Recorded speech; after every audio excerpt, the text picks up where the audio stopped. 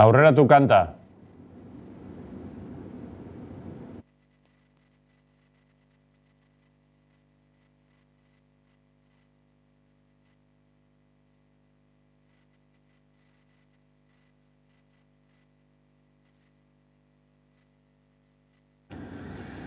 Gabon, ongi etorriak gurean gaur albistegira, zuzenean ari gara Bilboko estudiotatik, eta dagoeneko 150.000 lagunetik gora hartu dute parte gure esku dago estatus politikoaren inguruan antolatu dituen herri galdeketetan. Atzokoan, Nafarroan orotara 7.781 lagunek eman zuten botoa, zensoaren 28% baino gehiago, galdeketa horiek Bortziriaken mendialdean, Basaburuan, Imotzen eta Sakanan burutu ziren, eta hauek, eta bestein bat, gure lerroburuetan.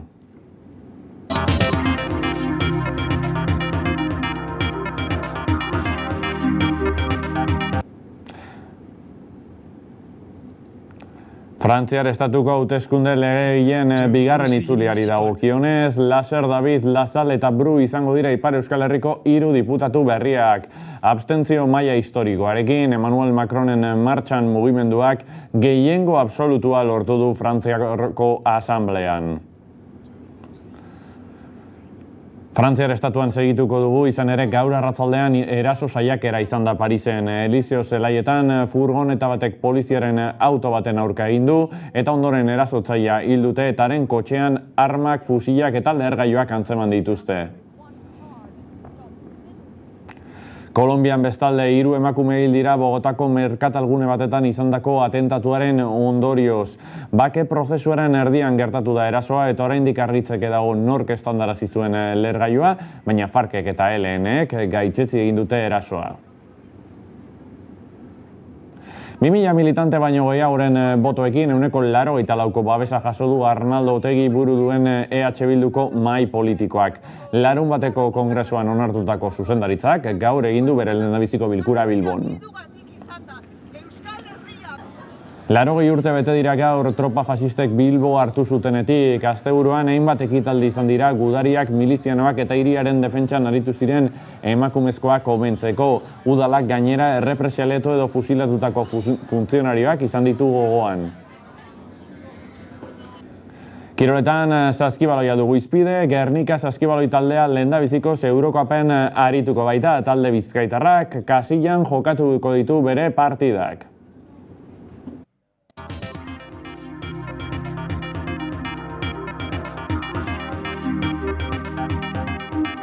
Erabakitzeko eskubidearen aldeko olatuak aurrera jarraitzen du. Iraganden asteburuan herritarron ituna aurkeztu ondoren, atzo Nafarroako hainbat herritan galdeketak egin zituzten Bortzirietan, Imotz, Basaburuan, mendialdean eta Sakanan hain zuzen ere, eta parte hartzea 28%koa izanik, dagoeneko 154.374 herritarrek eman dute botoa gure esku dagoren herri galdeketetan, hau da deitutakoen 27%.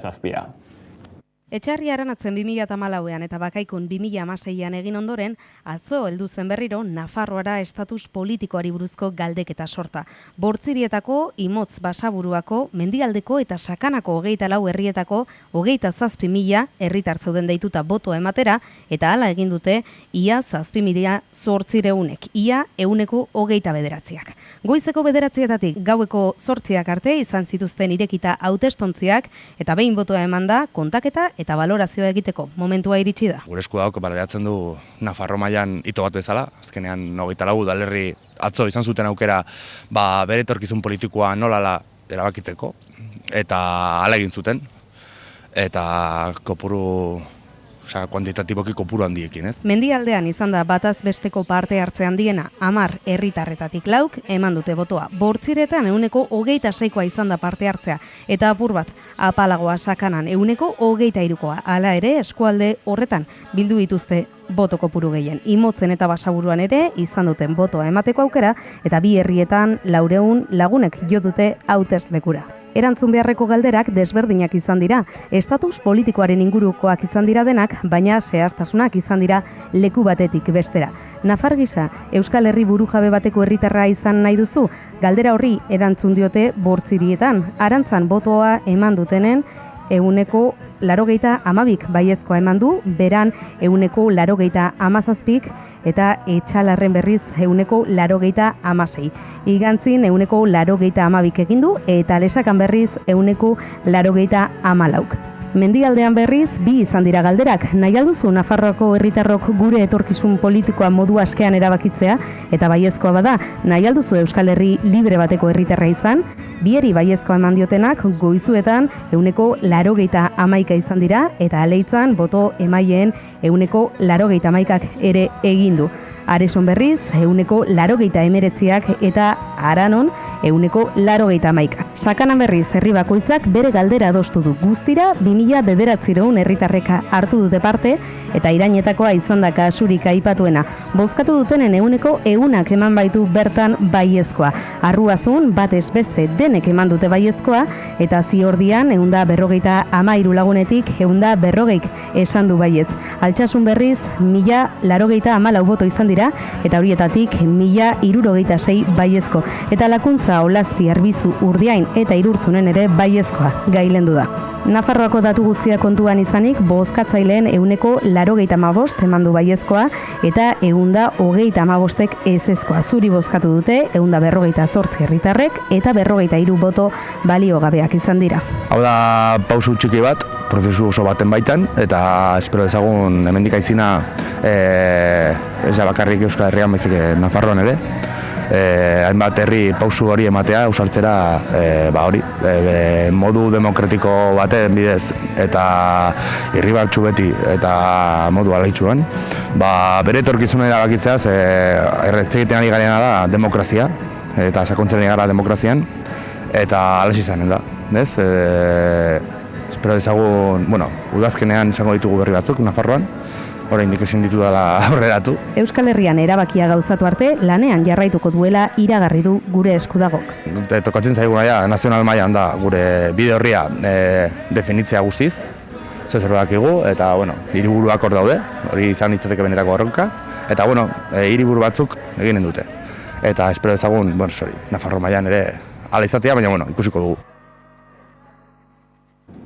Herri galdeketetatik hauteskundeetara egingo dugu salto, izan ere Emmanuel Macronen martxan mugimenduak garaipen historikoa lortu baitzuen atzo Frantziar estatuko hauteskunde legegilean bigarren itzulian. Hori bai, nabarmentzekoa da bozek izan duten abstentzio tasa erraldoia.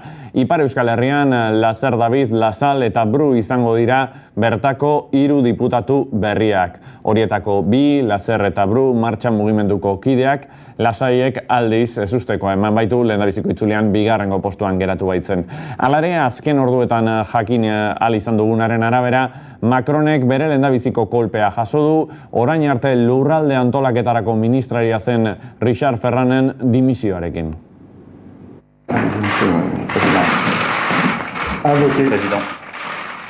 Emmanuel Macronen martxan mugimenduak gehiengo absolutua lortu du Frantziako asamblean, eta Ipar Euskal Herrian ere islatu da hori.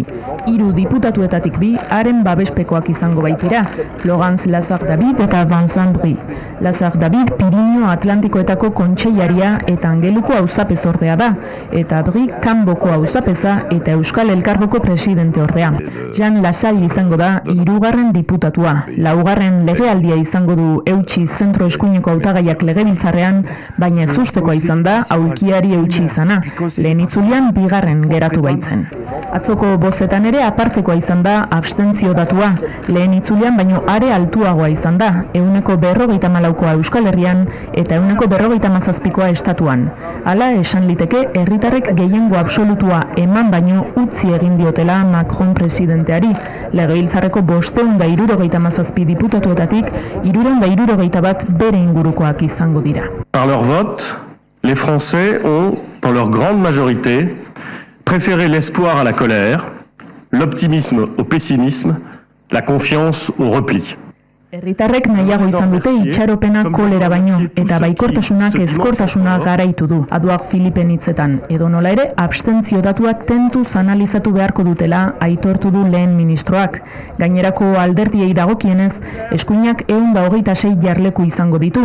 Sozialistek eta beren aliatuek, ezkerreko erradikalak barne 56 jarleku eskuratu dituzte, eta emaitza kaskarren lehen ondorioa sozialisten buruaren dimisioa izan da. Intsumisoek 16 jarleku izango dituzte, komunistek 10 eta Fronte Nazionalak 8, aurreko legealdian baino 6 gehiago. Bestalde, azpimarragarria da Korsikar nazionalistak ere izango direla lehen aldiz Pariseko legebiltzarrean. Lurraldeko hauteskundeak irabazi egin zituzten 2015ean eta gorakadan segitu dute. 3 diputatu izango dituzte datorren legealdian Frantziako asamblean. Frantziar estatuan jarraituko dugu, gaur arratzaldean Parisen eraso saiakera izan baita. Zelai Elizioetan furgoneta batek poliziaren auto baten aurka egin du, eta ondoren erasotzailea hil egin dute, eta haren kotxean armak, fusilak eta lehergailuak antzeman dituzte. Hortxe dituzue, gaur arratzaldean Zelai Elizioetan gertatutako eraso saiakeraren irudiak, bertan polizia kopuru oso altua bildu da, eta aipatu moduan erasotzailea hil egin dute, eta haren kotxean hainbat arma eta lehergailu topatu dituzte. Well, it's been within the last hour, John. This really has just happened here on the Champs-Élysées. Perhaps you can see just behind my shoulder down there. Eta Frantziar estatua utzi, Atlantikoa gurutzatu eta Kolonbiara egingo dugu salto, izan ere, bertan 3 emakumezko hil dituzte Bogotako merkatalgune batetan izandako atentatuaren ondorioz. Bake prozesuaren erdian gertatu da erasoa, eta oraindik argitzeke dago nork estandarazi zuen lehergailua, baina FARC-ek eta ELN-ek erasoa gaitzetsi egin dute. Utzi ditu atzo arratsaldean Bogotako merkatalgune ezagun batean gertatutako leherketak. Zauritutako bat egoera larrian da ospitalean. Erasotzaileek emakumeen komunean ezkutatu zuten lehergailua eta arratsaldeko 5etan leherrarazi zuten 3 emakumeen heriotza eraginez. Erasoa bake prozesuaren erdian gertatu da. FARC eta Kolonbiako estatua gerrillaren armagabetzea osatzeko zorian daudenean hain zuten. Testuinguru horretan, erasoak bake prozesua zapuztuko duelako beldurra zabaldu da herritarren artean, eta bada atentatuaren helburua bake prozesua geldiaraztea dela pentsatzen duenik ere. Zentzu horretan, Juan Manuel Santos presidenteak indarrak batzera deitu ditu herritarrak, horrelako erasoek bake prozesua oztopatu ez dezaten. No hay en este momento todavía indicios claros sobre quién pudo haber sido. Los que quieren aguar la fiesta de la paz no van a tener éxito. Erasoaren ardura ez du inork bere gain hartu. FARC-ek eta ELN-ek gaitzetsi egin dute atentatua. Ricardo Tellez FARC-eko kideak biktimen senitartekoen doluarekin bat egin du. Momentu honetan horrelako erasoak lekuz kanpo daudela adierazi zuen Tellezek eta bakearen etsaiek estrategia horrekin jarraituko dutela ohartarazi zuen. Erasotzaileak zeintzuk diren argitzeko ikerketa lanetan jarraitzen dute poliziak eta militarrek. Hego Amerikan jarraituz Venezuela izango dugu izpide orain. Atzo 100 lagun bildu baitziren Bilbon iraultza bolibartarra babestu asmoz. Mobilizazioak berehalako erantzuna izan du. 100 lagun bildu baitziren Venezuela eta haren iraultza bolibartarra babesteko. Hortxe dituzue atzo Arriaga antzokiaren aurrean bukatutako manifestazioaren irudiak. Venezuelako banderekin eta iraultzaren aldeko hainbat oihu entzun ahal izan ziren, eta aipatu moduan mobilizazioak, Bilboko mobilizazio honek oihartzun zabala izan du sare sozialetan, izan ere Nicolás Madurok berak, Venezuelako presidenteak Bilbon egindako mobilizazioa eskertu baitu Twitter sare sozialaren bidez. Hortxe daukazue Maduroren txioa, eta bertan Bilboko mobilizazioan Venezuelako herriak eta iraultza bolibartarrak jasotako elkartasuna eta maitasuna azpimarratze ditu. Bere gobernukide den Dersi Rodríguezek ere bide bera jarraitu du, eta honek ere atzo Bilboko kaleetan izandako manifestazioaren irudiak elkarbanatu ditu. Mundu mailako albisteekin amaitzeko, Portugalen eta Ingalaterran pairatu dituzten sute larriak aipatu behar ditugu. Portugalen dagoeneko 62 pertsona hil dira eta hainbat oraindik ere desagertuta daude. Suteak 4 iturburu ditu eta horietako 2 oso indartsuak dira oraindik ere. Orotara 700 suhiltzaileari dira lanean, basoak eta errepideak kizkali dituen sute erraldoiaren aurkako borrokan. Londresen bestalde hiltzat eman dituzte Greenfell auzuneko dorrean desagertutako 58 bizilagunak. Ondorioz, kasik 100 dira dagoeneko sutearen ondorioz zendutako pertsonak eta egoerak ere ondorio politikoak izan ditu, izan ere Theresa Mayk eta haren gobernuak honen ostetik izandako gestioarengatik kritika ugari jaso baitituzte.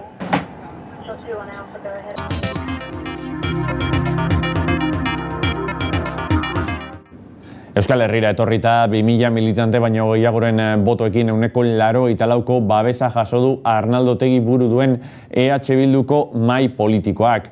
Larunbateko kongresuan onartutako zuzendaritzak gaur egin du bere lehendabiziko bilkura. Orain arte sortuk Eusko Alkartasunak, Alternatibak eta Aralarrek osatu dute Euskal Herria Bildu koalizioa, baina aurrerantzean siglen baturazarago koalizioaren nortasun propioa sustatu nahi dute. Hori izan da larunbatean Bilbon egindako EH Bilduren lehen kongresuaren helburua, eta partaideen 94ko babesarekin Arnaldo Otegi hautatu dute prozesu hori gidatzeko koordinatzaile nagusi. Txosten politikoak eta estatutuek berriz 93ko babesa jaso dute. Euskalduna Jauregiko hitzartzean EAJ zuzenean aipatu ezpazen ere, jeltzaleekiko aipamenak egin zituen Otegik eta lankidetzarako prest daudela nabarmendu ohartarazpen eta guzti. Gauza badela eskua luzatzea, baina beste gauza badela haztea, gu alternatiba bat garela herri honetan. Ezkerretik eraikitzen dena, beste baloretatik eraikitzen dena. Eta beraz horretara goazela, eta konplejorik gabe esaten digu hemengo neoliberalei. Gu parean eukiko gaituzue. Maialen Iriarte Gasteizko Legebiltzarreko EH Bilduko eledunak ere hartu zuen hitza larunbateko kongresuan. Haren hitzetan EH Bildu da Euskal Herriarentzako alternatiba bakarra eta erakutsi dute hori azken urteetan. Eta Joseba Asiron Iruñeko alkatea da, eta Javier Marot hori agur esan genion, eta lehenago Juan Carlos Izagirre Donostiko alkatea izan zen, eta Gipuzkoako diputazioan agindu genuen. Guk egiten ez badugu, beste inork ez du egingo. Gu gara herri honen alternatiba! Hain justu, gaur goizean egin du lehen bilkura EH Bilduko zuzendaritza berriak Bilbon, eredu fiskalaz hitz egin dute bertan eta herritarren beharrak asetzeko beste zerga sistema bat aldarrikatu dute. Proposamen fiskal bat egingo dugu, baina ez dugu egingo nolabait ere gure arteko eztabaida bat sustatzeko, baizik eta nahi dugu eztabaida hori publikoa izatea. Sindikatuekin, enpresarioekin, enpresa txiki eta hartainekin, herritarrekin, mugimendu feministarekin, mundu guztiarekin ireki nahi dugu politika fiskalaren inguruko eztabaida bat.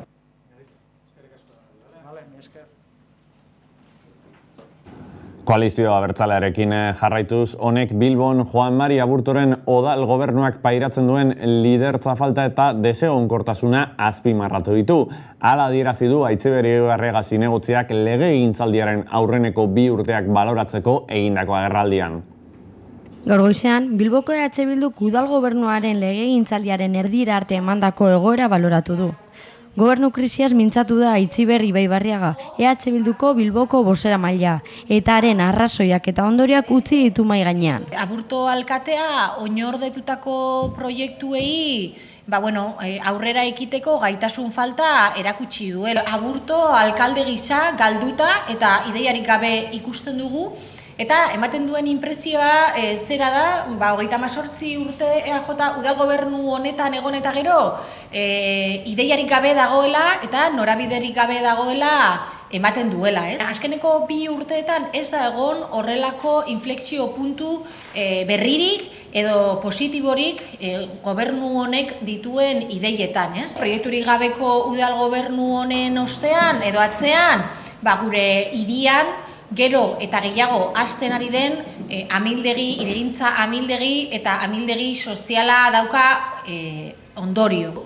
Eta bizitza kalitate okerrena duten auzoen artean 5 Bilbon kokatzen dira. Eta guretzako oso kezkagarria da, estadistika guzti horien atzetik personak daudelako. 2 urtetan zehar norabide berdinean lanean egon garela, bizilagunen interesak defendatzearen alde lanean egon garela, eta batez ere gure hirian existitzen den hirigintza amildegi eta amildegi soziala bukatzeko helburuarekin. Azken finean, bilbotarron interesen aurka doazen udal kudeaketa hauek salatzeari begira. Eta norabide horretan lanean jarrituko dugu, gure konpromesuari eutxiko diogu, oposizio konstruktiboa eraikitzailea egingo dugu, eta baita ere nola ez, konbatiboa edo borrokatzailea, edo borrokalaria. Bizkaiko hiriburuan jarraituko dugu, gaur 80 urte bete baitira tropa fasistek Bilbo hartu zutenetik. Asteburuan hainbat ekitaldi izan dira gudariak, milizianoak eta hiriaren defentsan aritu ziren emakumezkoak omentzeko. Udalak gainera errepresalatu edo fusilatutako funtzionarioak gogoan izan ditu. Atzo, omendu zituzten duela 80 urte errepublikaren baloreak babestu eta frankistek aurrera egitea geldiarazi zuten gudari, miliziano eta emakumeak Bilboko Artxandan. Aterpe 1936 izeneko eskulturaren alboan memoriaren lanketaren garrantzia nabarmendu zuen Josu Erkoreka, Lakuako gobernuko bozeramaileak. Ezinbestekoa da urte asko eta askotan alegin izugarria egin izan dutelako memoria hori desagertarazteko. Eta egia berreskuratu beharra daukagu, benetan zer gertatu zen jakin dezagun eta gure ostetik etorko diren belaunaldiak ere ondo jakin dezaten, gertatu zena zelan gertatu zen, zergatik eta nolatan gertatu zen. Larunbatean berriz gerra zibilan hil eta Gernikan lurperatuta egon diren 82 gudari omendu zituen Gipuzkoako Foru Aldundiak Gernikan egindako ekitaldian. EAJaren batalioietako gudarien gorpuzkiak 80 urtez egon diran lurperatuta eta hietako 70 inguru gipuzkoarrak zirenez, erakunde aitortza egin diete Foru Aldundiko ordezkariek. Markel Olano, Gipuzkoako aldun nagusiaren hitzetan, gudarien memoria ezabatzen saiatu da frankismoa. Euren memoria ezabatzea. Inoiz existitu ez balira bezala. Askatasunaren eta demokraziaren alde borrokatzeagatik hil ez balira bezala. Ostiralean frankismo garaian jazarpena jasandako udal langilei egin zieten aitortza Bilboko udaletxean. Juan Maria Burto alkatearen hitzetan haiekiko zorra kitatzea zen ekitaldiaren helburua. Gaurko ekitaldiaz depurazioa jasan zuten udal honetako 1000 langile baino gehiagorekin genuan zorra kitatu nahi dugu. Gaurkoa justizia, maitasun eta aitorpenezko ekitaldia dugu. Askatasunaren eta demokraziaren alde, aritzeagatik fusilatu zituztenen aldeko plaka aurkeztu zuten bertan, eta Aritzipina historialariak 4 urtez ondutako ikerketaren emaitza izan den liburuaren berri ere eman zuten. En estas 184 páginas, además de analizar el aparato represivo franquista relativo a la depuración de funcionarios y la legislación, también hemos intentado otorgar el máximo protagonismo a los empleados y empleadas del ayuntamiento, sus experiencias y lo que aportaron tanto al ayuntamiento como al gobierno vasco y a la guerra civil.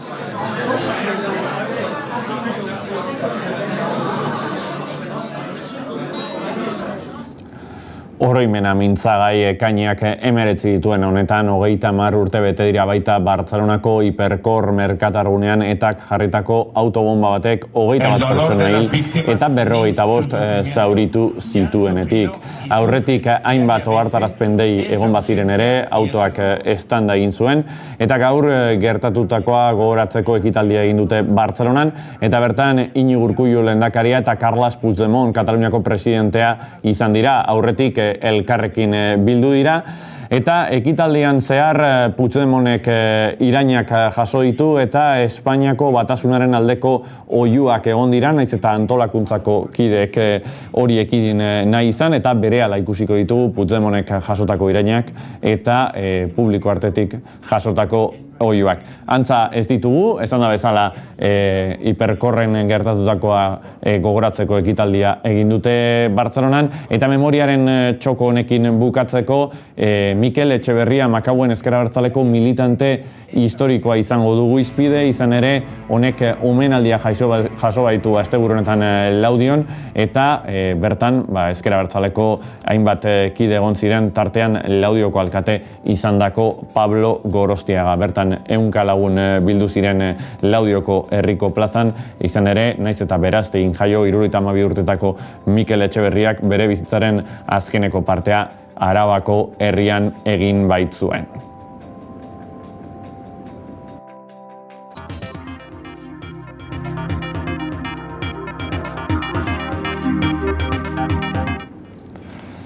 Ipar Euskal Herrian, Fermin Muguruzak aspaldi ezagutarazi zigun Big Beñat hamburguesa, azalorea eta aza popularrarekin. Lehenago, Aire Aizpek, Arrosako zeruaren azpian, gau magikoetan, berau multinazionalen herria ez dela gogorarazi ziguten. Asteburu honetan, beste kapitulo bat ezagutu dugu, kasu honetan, Aitzina Antolakunderen eskutik, izan ere, bertako gazteek herri bazkaria egin baitute McDonald's jatetxe batetan. Bertan, elikadura burujabetza alderrekatu eta multinazionalen indarra salatzeko.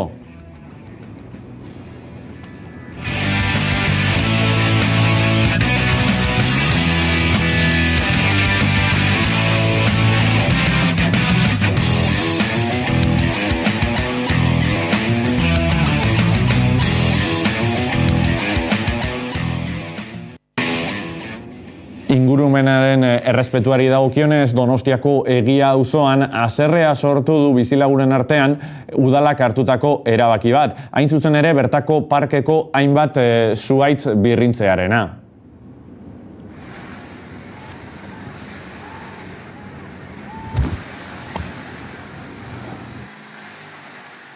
Egia bizirik elkarteak sare sozialetan salatu du zuhaitz mozketa masiboa egin dutela Egiako parkean. Udaleko ingurumen sailak Hamaika telebistari jakinarazi dionez, oinezkoentzako bide berri bat egiteko helburuarekin moztu dituzte arbolak. Argazkietan ikus daitekeenez, bide baten bazterrean zeuden botatako zuhaitzak. Ez da aparteko kasua, azken asteotan mozketak gehiago salatu dituzte Donostian. Aritzalde elkarteak Lurdes Txikin egindako mozketez ohartarazi zuen, eta Intxaurrondo Zarreko bizilagunen elkarteak Txaparreneko parkean egindako ez.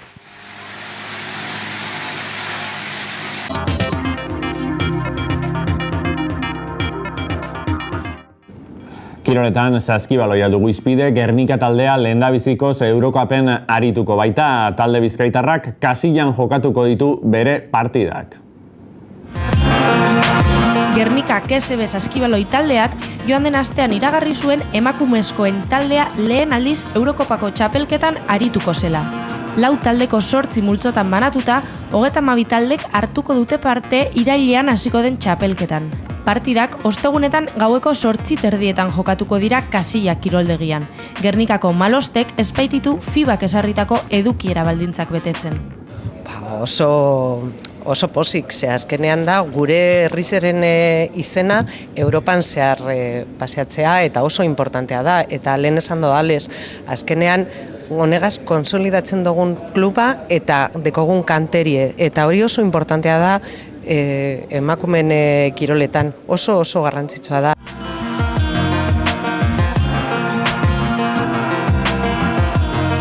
El día 4 conoceremos realmente si jugamos una previa o no, y conoceremos en todo caso pues los rivales a los que nos vayamos a tener que enfrentar. Gerardo Kandina, Gernika KSBko presidenteak, zailtasun ekonomikoen gainetik jauzi kualitatibo hau ilusio handiz eman dutela adierazi du. Gogoraraziz, lehiaketak 60.000 euro inguruko gainkostea suposatuko duela taldearentzat.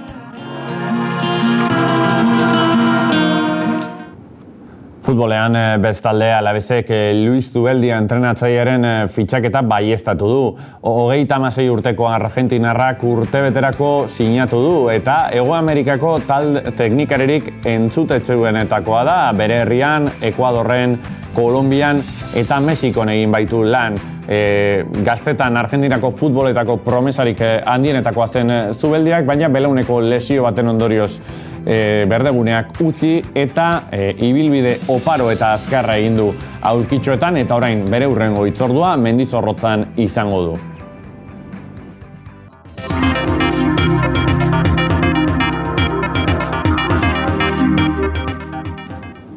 Uda gainean dugu, gaurkoan gure geografia osoan izandako beroa ikusi eta sentitu besterik ez dago, eta San Ferminak gero eta gertuago ditugu. Horiek horrela, Joseba Ziron Iruñeko alkateak txupinazoa jaurtitzeko proposatutako aukera guztiak bozkatzearen aldeko mezua zabaldu du, beti berdintasuna eta elkartasuna ardatz hartuta.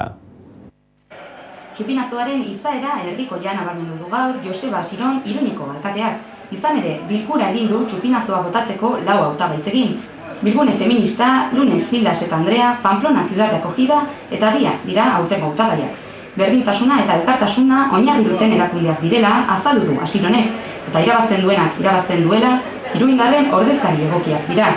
6.400 herritar inguruk bozkatu dute txupinazoa nork botako duen erabakitzeko, eta alkateak iruindarrei dei egin die bozkatzen jarraitzeko. Eta esaten ari nintzen aurtengo profila ikusten dela elkartasuna eta berdintasunaren inguruan doala. Hori oso ongi dago, badakigu San Ferminetan kontzeptu horiek bautela esan nahi berezia. Esaten ari nintzen jatorriz txupinazoa modu herrikoia, espontaneoan sortu zela, baina gero denborarekin apur bat instituzionalizatu zela. Eta batez ere txupinazoa gelditu zen hori ez, talde edo gune txiki baten privilegio bat. Orain, aldaketaren aldeko gobernu honek erabaki zuen itzultzea, neurri txiki batean behintzat, izaera herrikoi hori, eta hiritarrei aukera ematea aukeratzeko. Bilgune feministako ordezkariek aipatu dute feminismoan oinarritutako beste gizarte eredu bat eraikitzeko lan egiten dutela. Horren oinarrian dago saretzea eta mugimendu feministaren artikulatzea. San Ferminei begira, kolektiboekin eginiko lana eta protokoloaren zabalpena azpimarratu dute. Motorea ez, gure apostu nagusia izan da emakumeen arteko sareak artikulatzea, jostea, aliantzak sustatzea, feminista anitzen eta ezberdinen artean, eta horregatik guk gure ekarpen handiena Iruñerriko mugimendu feminista indartzen eta sendotzen egiten dugu. Herri San Ferminen plataforman kolektibo askorekin, tartean Peñen Federazioarekin, eta beraiek, proposatu gaituzte aurten bilgune feministari nolabait aitortzeko eta azaleratzeko espazio hortan egindako lan guztia, erasoen aurkako protokoloak zehazten, genero perspektiba txertatzen. Bestalde, Lunes, Gildas eta Andreak Asun Casasolaren hautagaitza balioetsi dute 2008ko San Ferminetan erailtzuten emakumearen ama. Txupinazoa botatzea erailketa matxistaren aitortza soziala izanen litzatekeela aipatu dute, justiziak sekula egin ez duena. Eraso sexisten aurka urtetan eginiko lana ere nabarmendu dute. Pamplona Ciudad de Acogidak Jamila Afrikako emakume beltz bat proposatu du txupinazoa jaurtitzeko.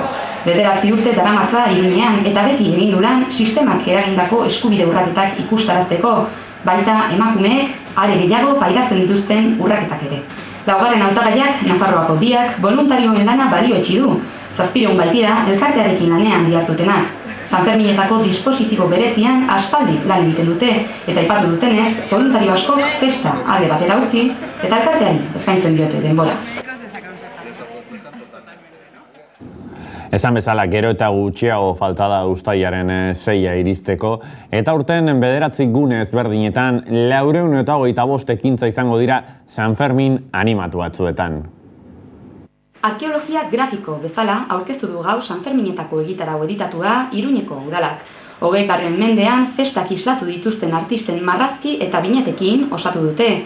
San Ferminetako protagonista izan ohi diren txistulariak edota erraldoiak ageri dira egitarauan, eta bineta moduan Iruñera datozen Mortadelo eta Filemon marraztu dituzte. 20. mendeko aldizkarietan murgildu dira Maiten Amuruzabal, kultura, hezkuntza eta kirola alorretako zuzendariak aipatu duenez. Hala nola, The New Yorker, Super Mortadelo, El Jueves edota TVO omendu dituzte. Ken Aurda, Col, Raf eta Montanjola TVO komiki astekarian marrazten zutenen irudiekin osatu dute egitaraua. Izan ere, 100 urte bete ditu TVO astekari ospetsuak. Ken estudioak egin ditu edizio lanak. Bertako lankide den Luis Garballok azaldu du San Ferminak islatu dituzten irudiak bildu dituztela urte luzez, eta material asko dute horren lengoaia grafikoaren inguruan. Ekainaren 27tik aurrera 2 eurotan egonen da salgai egitaraua, liburu dendatan, turismo bulegotan eta tombolan. 10.000 ale elebidun editatu dituzte eta poltsikorako 63.000 ateratzea da asmoa. Bestalde, orotara 425 ekintza antolatu ditu udaletxeak eta kontuan hartu dituzte hainbat zonaldetako proposamenak. Horren adibide da birjolastu haurrentzako eta familientzako gunea. Zentrotik periferiara ere zabalduna izan dute jaigiroa, halaxe azaldu du Maitena Muruzabalek. Bueno, gutxienez lortu izan nahi duguna izan da ez berriro dena bete zentroan. Bazeuden gauza berriak edo pixkat saiatu zentroan, baino zentroaren pixkat periferiara eraman gure festagune handi hau zabaltzeko nahian, ez? Bai, gaztetxoentzako sortu den gune hori fuero zen, badelaia pixkat zentroaren periferia horretan badagoena, edo aurrentzako gune berri hori ere takonera eramanez. Horrez gain, Iruñeko kolektiboekin gero eta handiagoa den parte hartzea nabarmendu du, eta haren aburuz horrek isla du Iruñeko jaigiroan. Somatzen da lehengo urtetik onera lana hobea izan dela eta seguro nago hurrengo urteari begira oraindik elkarlan gehiago egin izango dugula, ez? Alde batetik programazioan aurten jaso dira zenbait kezka eta gehienak jaso dira programan.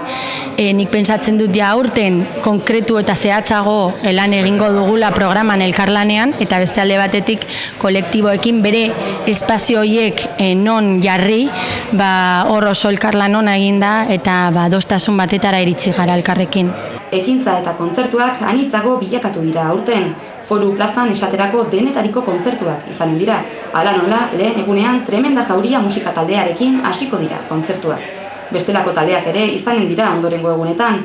Amparanoia, Gypsy Kings, Tipitako, Vendetta, Lágrimas de Sangre, El Columpio Asesino edo eta Zea Maiz. Bilboko aste nagusia iristeko zeozer gehiago itxaron beharko dugu, baina hori bai, dagoeneko aurtengo edizioko kartela hautatzeko aukera zabalik dago. 2 hilabete baino ez dira geratzen Bilboko aste nagusia hasteko. Hasi da beraz atzera kontaketa eta iragan ostiralean jaiak iragertzeko 6 kartel finalistak aurkeztu zituzten. Berriro beste urte bat eta urtero esaten dudan bezala, Prentsaurreko hau niretzat oso berezia da. Aste nagusia iragarriko duen kartela aukeratzeko lehiaketako astea delako. Finalera heldu diren kartelak Bilboko konpartsetako eta udaleko ordezkariek aukeratu dituzte, diseinuaren arloko hainbat profesionalekin batera. Adierazi dutenez, iaz baino handiagoa izan da urtengo parte hartzea. Guztira, 160 kartel aurkeztu dituzte lehiaketara. Behin 6 finalistak ikusita, jada kartel irabazlea bozkatzea baino ez da falta. Gaur ireki da bozketa epea eta ostiralera arte ekainaren 23 arte egongo da zabalik. Herritarrek euren kartel gogokoena 2 eratara babestu ahal izango dute. Batetik presentzialki Euskal Museoan bozka emanez, eta bestetik Bilboko udalaren webgunean bertan. Kartel irabazleak 3.000 euroko saria jasoko du, eta Bilbo ordezkatuko du jaietan, abuztuaren 19-tik 27 artean. Hiriaren 717. urteurrena ospatzeko, aurten ere gautzuria burutu dute Bilbon. Ez da asteburuko ekimen kultural bakarra izan, Gasteizen adibidez, Anestesia eta Dry talde mitikoaren kontzertuaz gozatzeko aukera izan baitute. Kultur ekimenez beteriko asteburua izan dugu hau ere. Eguraldiak gainera sobera lagundu du. Hiribilduaren fundazioaren 717. urteurrena gogoratu zuten larun batean bilbotarrek. 30 ekitaldi baino gehiagoko egitaragua prestatu zuten Gau Zuria izeneko egitasmoaren barruan. Eta goizaldeko ordu 2 arte, Bilbo argiz eta musikaz bete zen.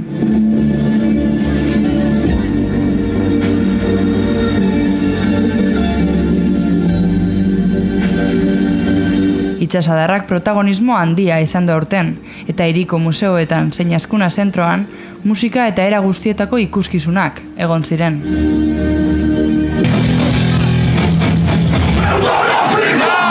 Musika eskaintza ere izan da asteburuan, besteak beste, Dirty Rotten Imbeciles, DRI estatu batuarrek anestesiarekin batera jo zuten Gasteizko Jimmy Jazz aretoan. 80. hamarkadan sortu zen DRI, eta ekainean Europan zehar ibiliko dira kontzertu biran.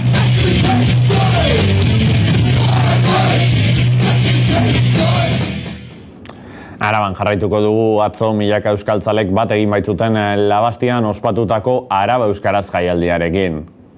Atzo Bastidara joan ginen Araba Euskaraz jaiara, Arabako ikastolen aldeko jaiara. 5. urtea daia da Bastida ikastolak Euskararen aldeko jai hau antolatzen duela, eta sekulako giroa egon zen, ondorengo irudietan ikusiko duzuena. Araba Euskaraz!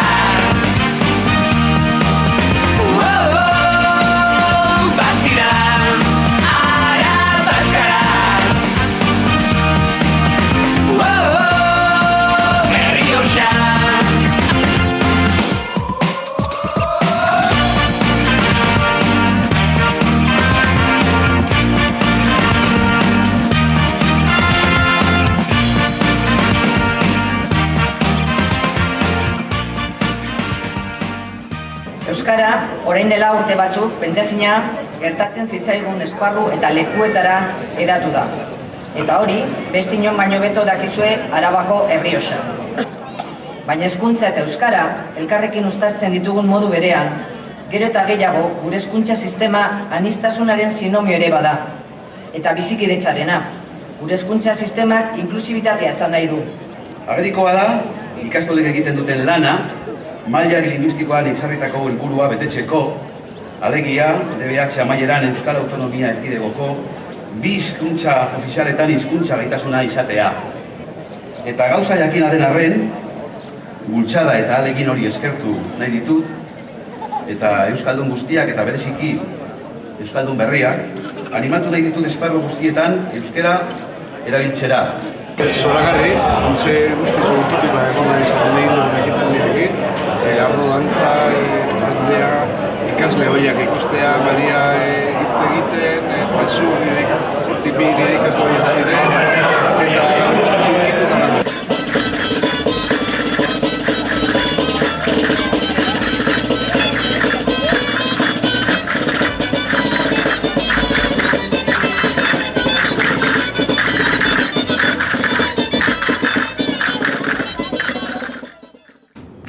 Honekin agurtuko gara, gure partetik besterik ez, mila esker eta gogoratu amaika.es webunean eta Facebook zein Twitter sare sozialetan jarraitu gaitzakezuela.